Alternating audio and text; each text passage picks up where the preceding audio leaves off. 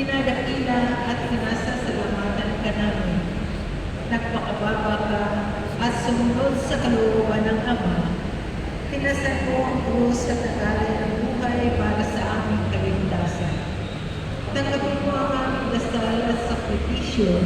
Itulot mo na kami sumasama ng buong katapatan at pagmamahal. Magbahagi ng mabuting balita, magsisi at itakwil ang kasalanan at masama, at maghatid ng awa at kapayapaan sa aming kapwa.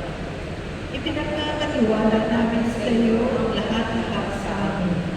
Ipinapanalangin namin ang mga nangangailangan ng iyong tulong. Ipinaubaya namin sa iyo ang aming mga kahilingan.